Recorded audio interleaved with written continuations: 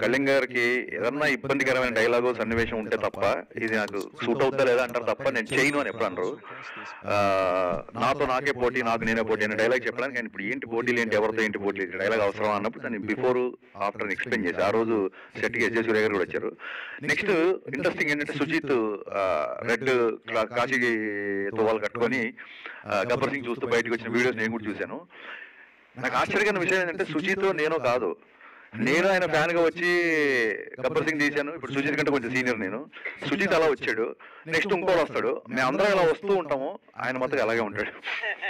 So that is what Pawan Kalyan is. Pawan Kalyan craze అనేది అది. And next ఏంటంటే ఇప్పుడు నేను సినిమా చేస్తున్నా, సుజిత్ సినిమా చేస్తున్నా అంటే అలాగే హరిహర వీరమల్లు.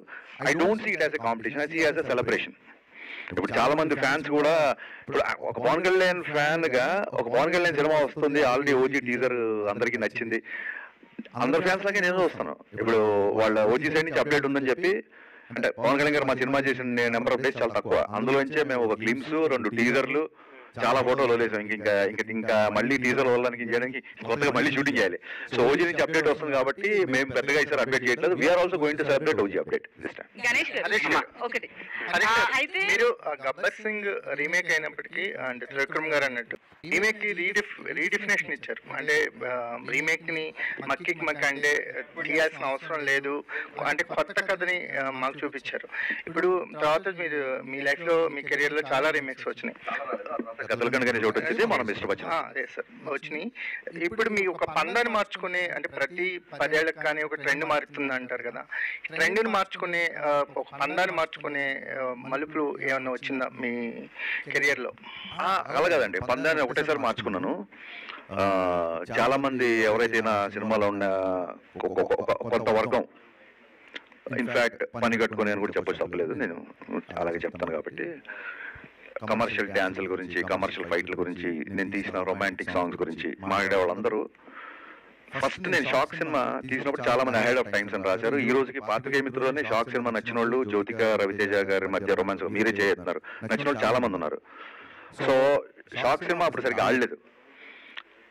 బిగినింగ్ రావడమే చూడండి, ఒక వ్యక్తి దాన్ని ఏమంటారు, కొత్తగా సంబంధాలు చూస్తున్న అమ్మాయికి ఈజీగా సంబంధాలు దొరికితే తప్ప గబుక్కున్న వీడియో అనేసరికి సమాజంలో గబుక్కున్న రెండోసారి పెళ్లి అంటే సంబంధం ఈజీగా దొరకదు. సో ఫస్ట్ ఫ్లాప్ తీసిన దర్శకుడి పరిస్థితి అలాగే ఉంటుంది ఇండస్ట్రీలో. అప్పుడు పందా మార్చుకోవాల్సి వచ్చింది. మరీ పోయిటిక్ గా, మరీ నావల్టిక్ గా ఎక్కడో మధురం అంటే కుదరదు. మీరు టైటిల్ నుంచి ట్రాన్స్ఫర్మేషన్ చూస్తారు. షాక్ అని టైటిల్ పెట్టిన వ్యక్తి మిరపకాయ గబ్బర్ సింగ్ అని టైటిల్ పెట్టుకుంటూ వెళ్తున్నాడంటే అప్పుడు పందా మార్చుకున్నానండి అంతే. ఆ తర్వాత ఐ థింక్ ఎప్పటికప్పుడు రెగ్యులర్ గా సినిమాలు చూస్తుంటాం కాబట్టి స్టోరీ టెల్లింగ్ లో డే బై డే విపరీతమైన చేంజెస్ వస్తున్నాయి కాబట్టి అప్డేషన్ అనేది డెఫినెట్ గా ఉంటుంది. గణేష్ గారు ఆడపిల్లకి ఛాన్స్ ఇద్దాం, సోదరులకు ఛాన్స్ ఇవ్వాలి కదన్న.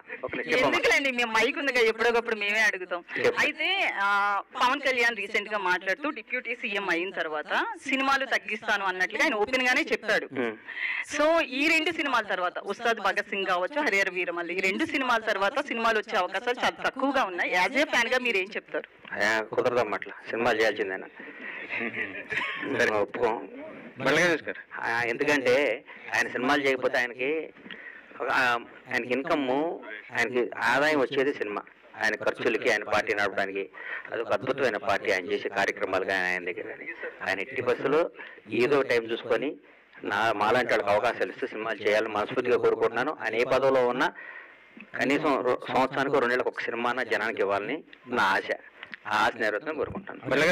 అన్న ఇక్కడన్నా గబ్బర్ సింగ్ రిలీజ్ అప్పుడు బ్లాక్ బస్టర్ అయింది, కలెక్షన్స్ పవన్ కళ్యాణ్ గారు చెప్పొద్దు అన్నారు కదా, 100%. ఇప్పుడైనా చెప్తారా? ఎందుకంటే ఇప్పుడు సినిమాలు రీ రిలీజ్ అయినా కూడా కలెక్షన్స్ ఎంత చెప్తున్నారు. ఇప్పుడు లాస్ట్ టైం చెప్పక బాధపడ్డాను ఛాన్సర్లు. ఆయన ఎవరికి చెప్పొద్దు, ఈసారి ఆయన నేను చెప్పేస్తాను, ఎట్టి బస్సులో చెప్తాను. ఇప్పుడు చెప్పండి మరి, అప్పుడు ఎంత వసూలు చేసింది? ఇప్పుడు ఆయన సత్యనారాయణ గారు రిలీజ్ అయినా చెప్తాం. ఇప్పుడైతే అద్భుతంగా ఉన్నాయి, ఓపెన్ చేయగానే ఫుల్ అయిపోతున్నాయి. నాకు దాదాపు అసలు ఈ చరిత్రలో కని విని ఎరగని విధంగా ఇండియన్ సినిమాల్లో రీ రిలీజ్ కి ఎంత కలెక్ట్ చేస్తుందనే విధంగా కలెక్ట్ చేస్తాను నమ్మకం నాకుంది. డెఫినెట్ గా రీచ్ అవుతా అనిపిస్తుంది. అప్పుడు ఎందుకంటే సెకండ్ మార్నింగ్ రిలీజ్ చేయాల్సింది, దీన్ని ముందు రోజు ప్రీమియర్స్ అడుగుతున్నారంటే మీరు అర్థం చేసుకోండి సార్. నాకే ఇప్పుడు కూర్చొని చూస్తుంటే ఇది రిలీజ్ అని టెన్షన్ వచ్చింది. ఇప్పుడు అప్పుడు ఎంత వసూలు చేసిందని అడుగుతున్నా, అప్పుడు ఎంత వసూలు చేసింది అనేది అన్ని సార్లు అప్పుడు చాలా చేసింది. చేసింది, చాలా చేసింది, మా జీవితాలు మార్చేసింది, మా బతుకులకి అద్భుతం చేసింది మహా సినిమా. అంటే చెప్పనా? ఓకే, ఇంకొక వచ్చింది సార్. మీరు ఆయన ఇంకొక లెవెల్లో చూస్తున్నాను అంటున్నారు, అంటే 2029లో సీఎం గా చూస్తారా అనుకుంటున్నారా? డెఫినెట్ గా ముఖ్యమంత్రిగా చూడాలని కోరిక నాకు ఉంది, చూస్తాను. మీ పాత్ర ఎలా ఉండదు? చనిపోయారు పాపం ఆయన, మన ఆయన యూట్యూబ్ ఇంటర్వ్యూ చేశాడు, ఆయన పేరు ఏందన్న, టీఎన్ఆర్ గారు, మహానుభావుడు ఆయన. ఆయన ఒకరోజు మా ఇంటికి వచ్చి ఇంటర్వ్యూ చేశారు. దాదాపు 10 ఏళ్ళు 9 ఏళ్ళ నాడు 8 ఏళ్ళ నాడు నేను చెప్పాను, ఆయన కరోనాలో చనిపోయారు, మీరు రాసి పెట్టుకోండి నా ఇంటర్వ్యూ చెక్ చేయండి. పవన్ కళ్యాణ్ ముఖ్యమంత్రి అవుతారు, ఆయన స్థాయి వేరు, ఆయన ఎక్కడో ఉంటాడని నేను 7 సంవత్సరాల ముందు చెప్పాను. నేను అన్నానంటే అది అయితే తీరుతుంది అంతే. అది చంద్రబాబు గారు జైల్లోంచి బయట ఉన్నప్పుడు కేబీఆర్ పార్క్లో బయటకు వచ్చారు, మొత్తం ఇక వాష్ అవుట్ నటించి అటు వెళ్ళిపోతాడన్నారు. బయటకు వచ్చారు, అరే ఆంధ్రాన్ని వెళ్తాడో దేశాన్ని శాసిస్తాడు అని చెప్పి. మీరు యూట్యూబ్లో చూసుకోండి, నేను చెప్పి నేను నమ్మకూడదు, మీరు టక్కని కొట్టుకొని చూసుకోవాలి, చెక్ చేసుకోవాలి, ఆ 2 జరుగుతాయి. మరి తెలంగాణ జనసేనకి మీరు అధ్యక్షుడిగా ఉండొచ్చు కదా, ఇటు సైడ్. నా బ్లడ్ కాంగ్రెస్. నేను రాజకీయాల్లో ఉంటే కాంగ్రెస్ లో ఉంటా, లేకపోతే రాజకీయాల మీద సినిమాలు తీసుకుంటా. మరి ఆయన వినండి, పవన్ కళ్యాణ్ గారు నా భగవంతుడు సమ్మానం. నేను కాంగ్రెస్ పార్టీ వాదిని, నేను సినీ నిర్మాతని. చిరంజీవి గారు అంటే నాకు ప్రాణం. నేను ఎప్పుడు కాంగ్రెస్ పార్టీ అధికారంలో ఉండాలని కోరుకుంటాను. నాకు ఎప్పుడు కాంగ్రెస్ పార్టీ అధికారంలో ఉండాలని కోరుకుంటున్నా. రాహుల్ గాంధీ ప్రధానులు కోరుకుంటున్నా. నేను కాంగ్రెస్, నేను ఉంటే కాంగ్రెస్ లో ఉంటా, లేదా కోళ్ళ వ్యాపారం సినిమా వ్యాపారం చేసుకుంటా.